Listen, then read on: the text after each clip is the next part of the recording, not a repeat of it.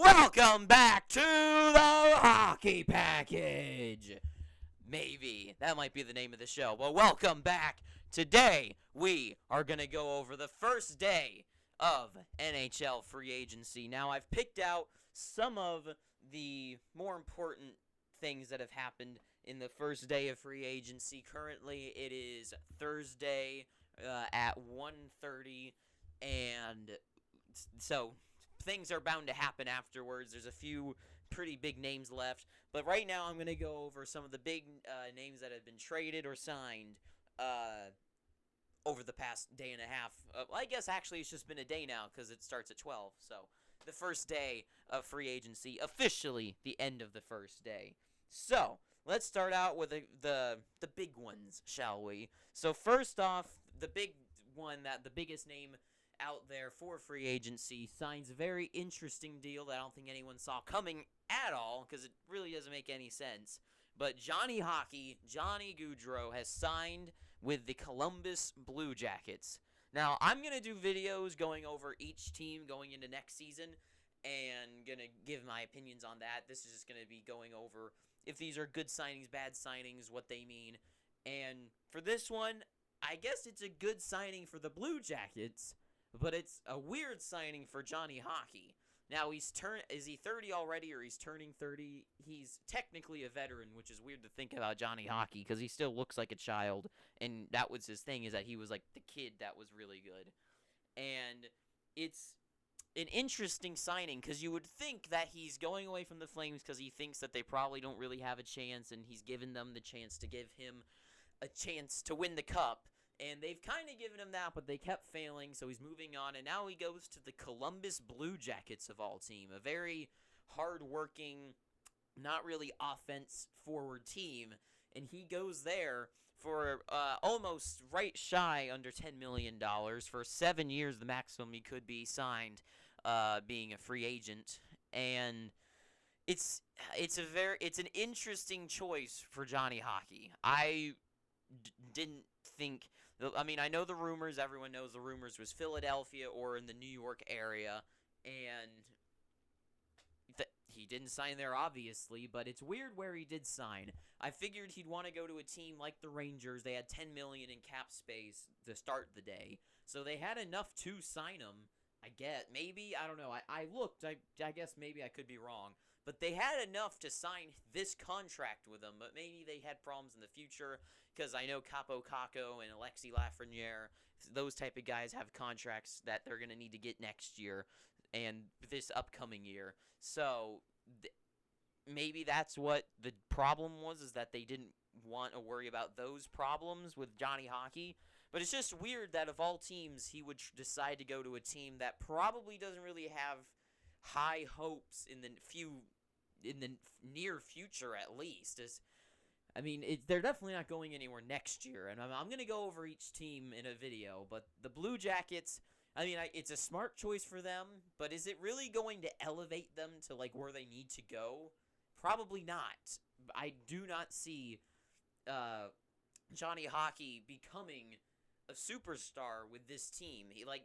In Calgary, he had Lindholm and Tkachuk with him. And here, who's he got? I guess he's got Line if he stays there, which he probably will. But Line and then who? Like Texier, Foodie, Boone?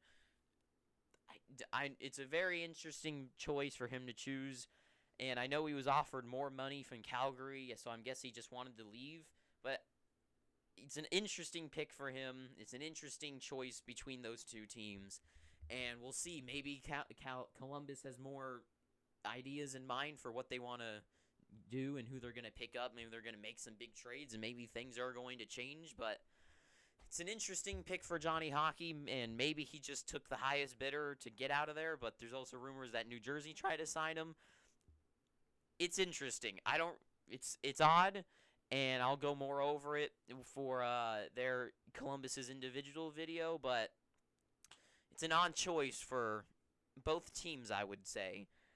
Next up, probably not really the biggest one, but the next one is Giroux and DeBrincat going to Ottawa. Now, Ottawa was a shirt that I was going to wear, I wore the shirt of who I think is going to be really good next year, but I don't have an Ottawa shirt.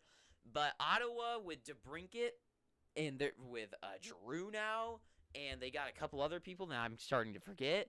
Like, this team really is going to be serious again by the looks of it. I mean, Tim Stützle, whatever the hell you want to call him, Kachuk, Shabbat. I would say they're pretty weak on goaltending and defense. I mean, they only have Shabbat on defense, and Brandstrom I think could be really good, but he's not there yet. But on offense-wise, the Ottawa Senators are actually starting to put out a pretty good front. I mean, DeBrincat and Giroux. DeBrincat he's like a Braden Point character. Like, amazing, incredible, talented player. He's got the speed, he's got the skill, he's got the shot. The only thing is that especially DeBrincat, is that he's kind of shorter. But, I mean, he makes up for it if he can skate right through people's legs, and he does it. He does it continuously. He outscored Kane this year.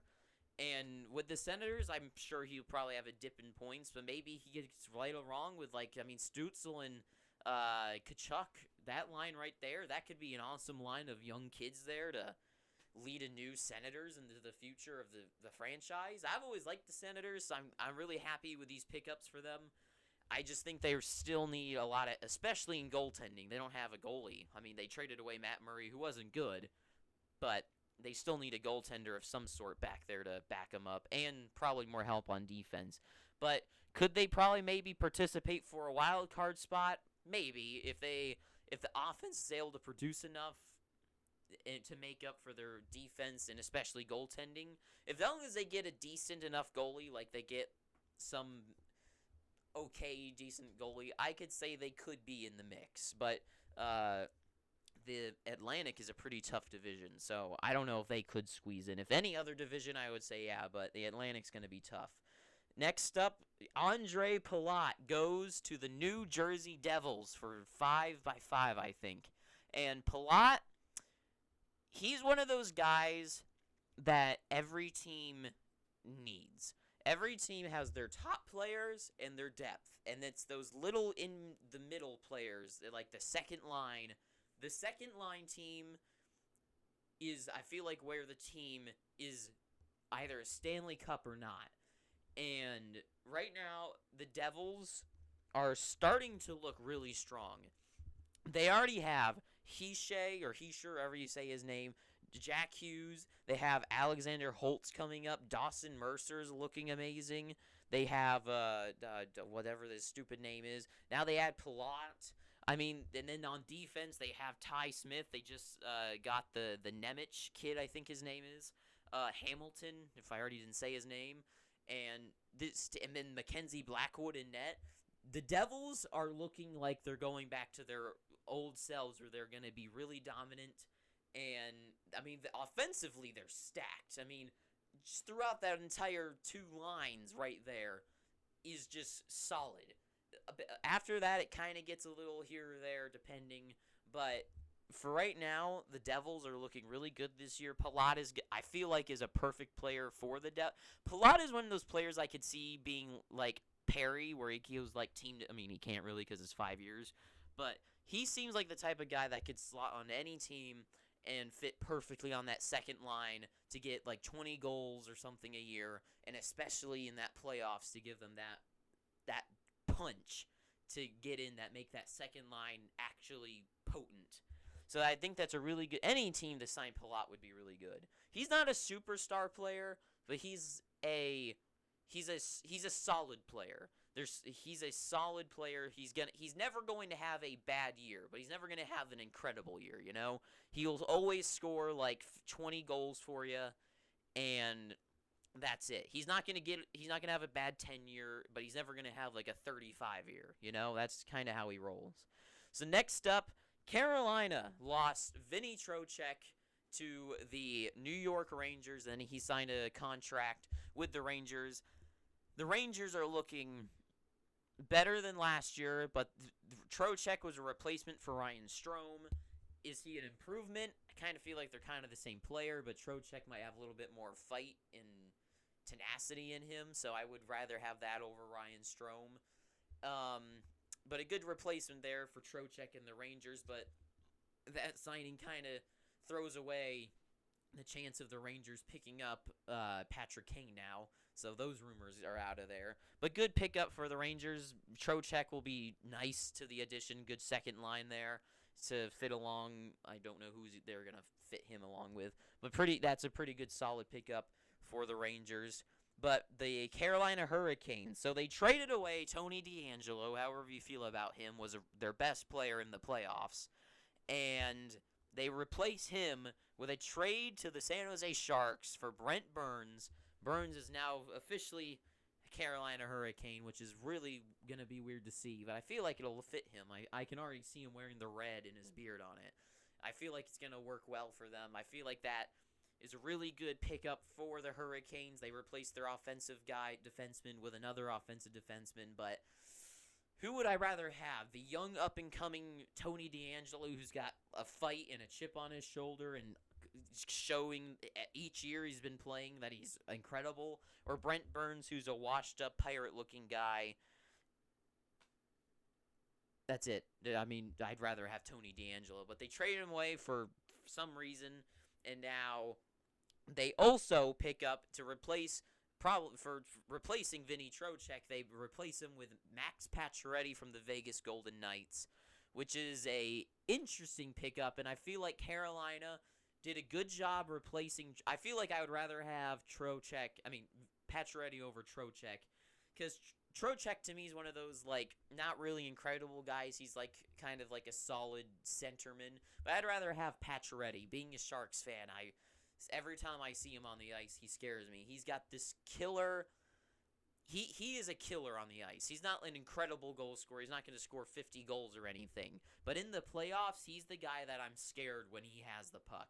So that's a scary pickup for the Carolina Hurricanes. Fit him along with like Natchez or something, and Svechnikov and Aho, Teravainen. It's Carolina. I feel like they lost DeAngelo.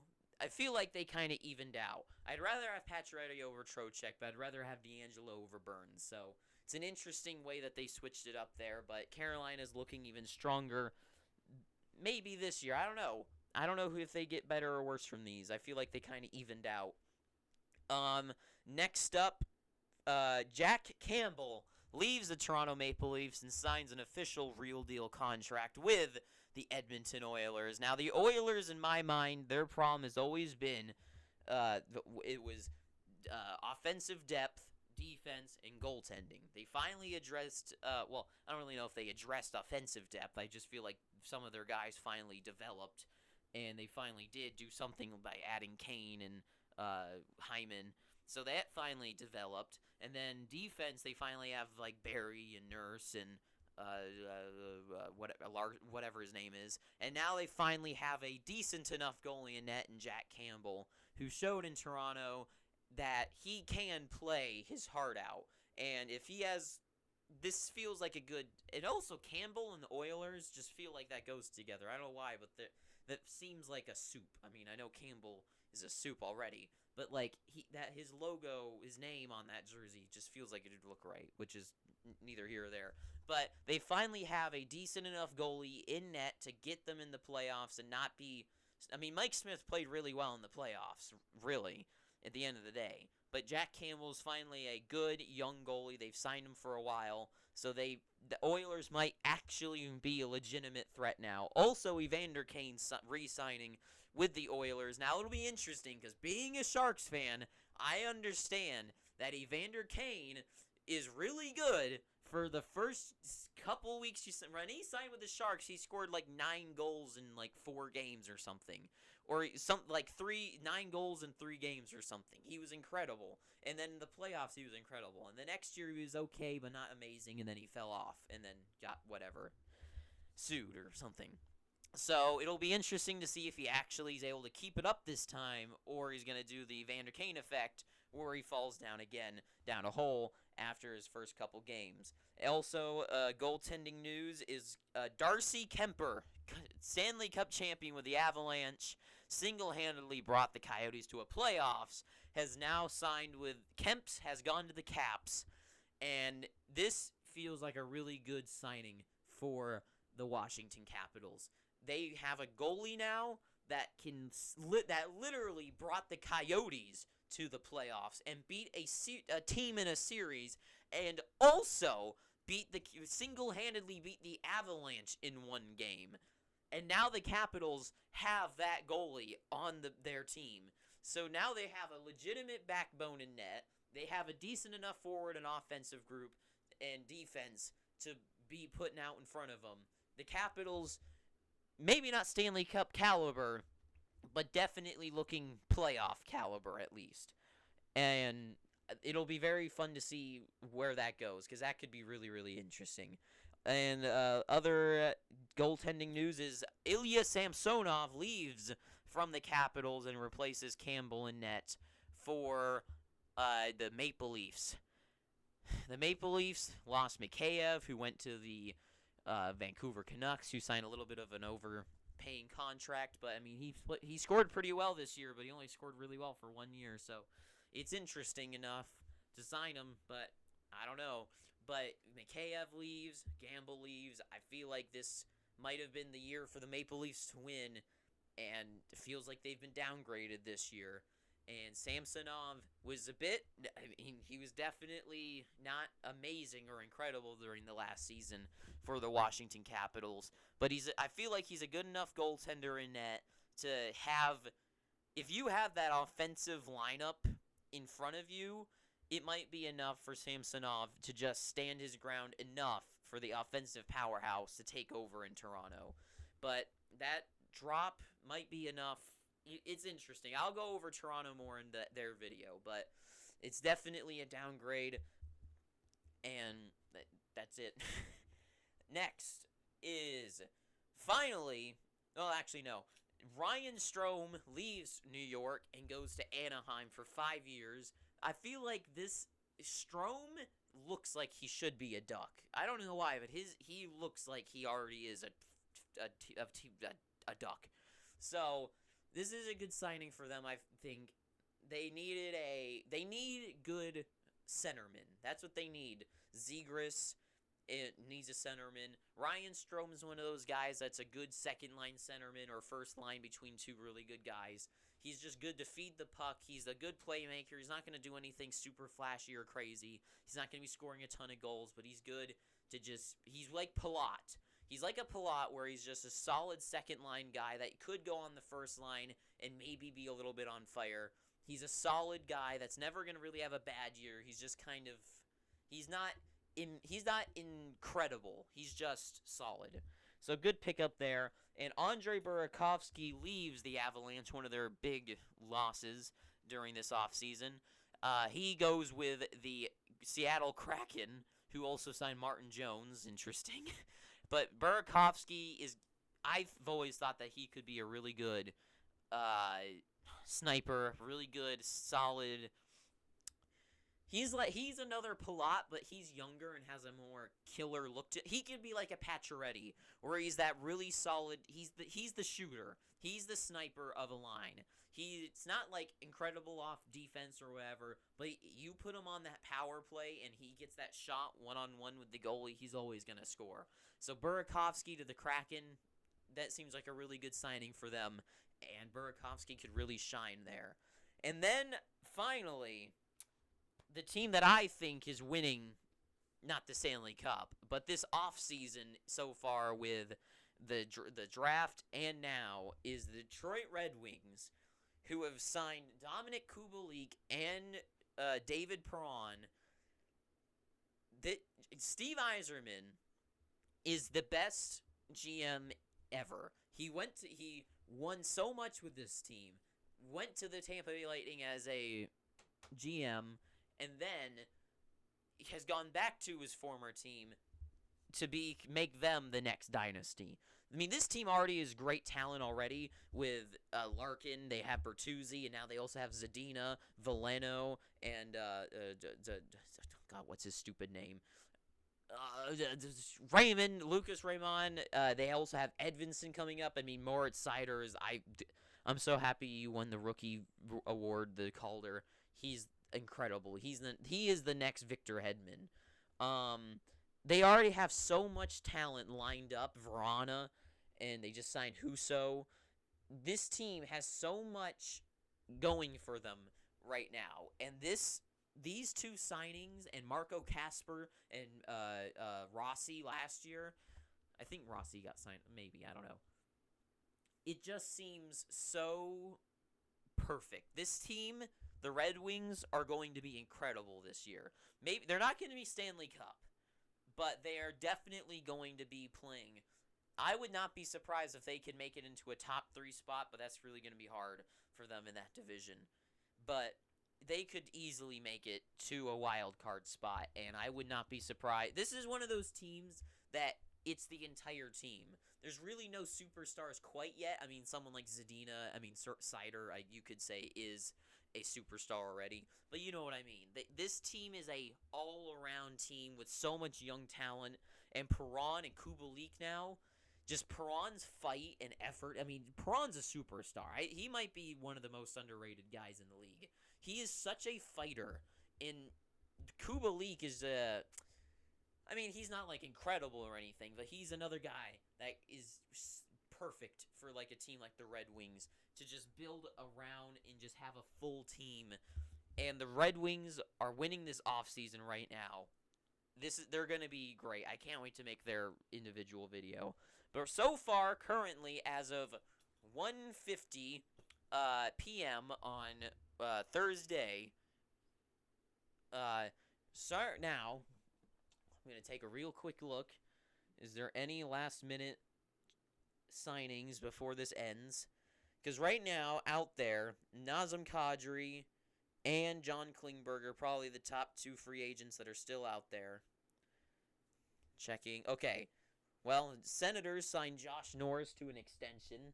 8 years, $63 million. That's pretty big. Devils signed Simon Nemec, so he's signed.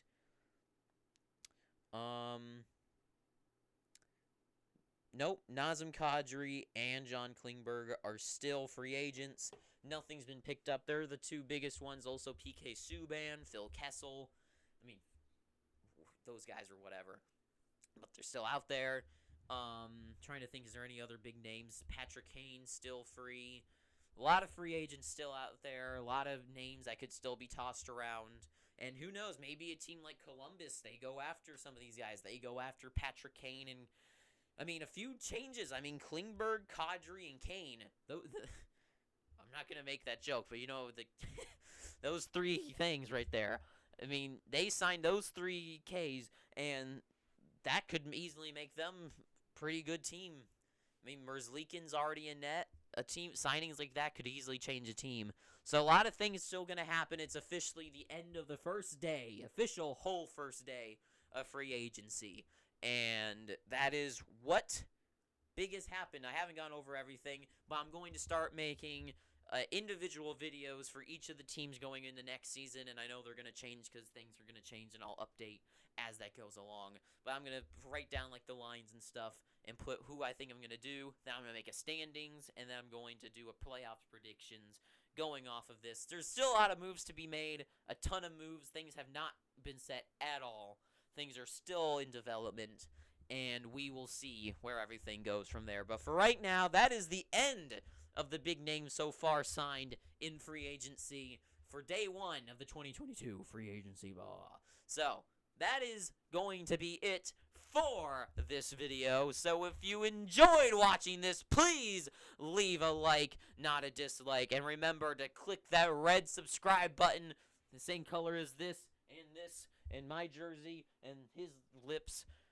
All are the red subscribe button, because they're all red. Make sure you pick up your free subscription and hit the little ding bell that pops up next to it. And if you enjoyed, leave a like. Said that already. Don't leave a dislike, but you can go down below to the comment section and leave your opinions, rants, comments, concerns, suggestions, reviews, feedback, or other type of tangents you'd like to put down there. And tell me, who do you think is winning free agency? And where do you think Nazem Kadri goes? And how much do you think he's going to be worth?